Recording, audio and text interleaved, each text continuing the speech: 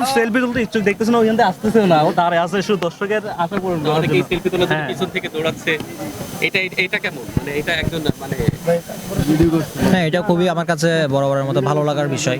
So যারা ভালোবাসা দিচ্ছে, আমি চেষ্টা করি তাদের সেলফির আবদার মেটানোর জন্য, হয়তো বা পরিস্থিতির চাপে তা হয়ে ওঠে না। আমার একটা বিষয়, আপনি চট্টগ্রাম কিংসের ফ্যান এবং সেই টিমের খেলা দেখতে আসেন, এর আগে আপনি খেলা দেখতে পারেন, সেই বিষয়টা নিয়ে যদি একটু বলতেন। আসলে বিষয়টা হচ্ছে ভাই, আমরা আসছিলাম এখানে দেখতেছি আপনার টিকিট বুট পুড়ে ফেলছে, দেন অনলাইনে অফ, যার কারণে আমাদের খেলাটা দেখা হয় নাই।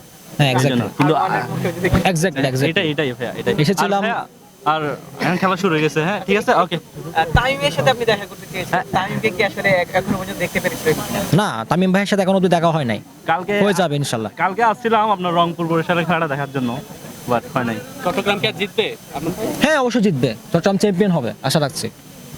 আজকে বিরাট কোহলির ম্যাচ দেখা হয়েছিল কিনা? হ্যাঁ, অবশ্যই দেখা হয়েছে। বিরাট কোহলি কত রান করেছেন সেটা 17 রান। 17 রান।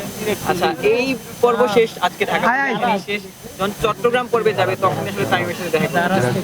চট্টগ্রাম পর্ব না, আমি ঢাকা পর্বে দেখা করে ফেলবো, আমার ইচ্ছা আছে। হয়তোবা আজকে না পারলেও সিলেট পর্বে হয়তোবা দেখা হয়ে যাবে ইনশাল্লাহ, ইনশাল্লাহ। চট্টগ্রাম দলের পক্ষ থেকে আপনাকে আসলে যেহেতু সাইন করানোর একটা ব্যাপার ছিল অ্যাম্বাসেডর হিসেবে বা কিছু, তাদের ব্যাপারে আপনার মানে টিকিট একটা পাওয়া যায় কিনা বা তাদের কাছে চাহিদা আছে? আমরা এজ এ ফ্যান বই হিসেবে আছি। ফ্যান বয় হিসেবে আছে, যাচ্ছি। ওকে ওকে, থ্যাংক আল্লাহ ইউ, হাফেজ, থ্যাংক ইউ, আল্লাহ থ্যাংক ইউ, হাফেজ, thank you. Thank you so much, love you. আরে ভাই চলে সময় নেই ভাই। থ্যাংক ইউ ভাই।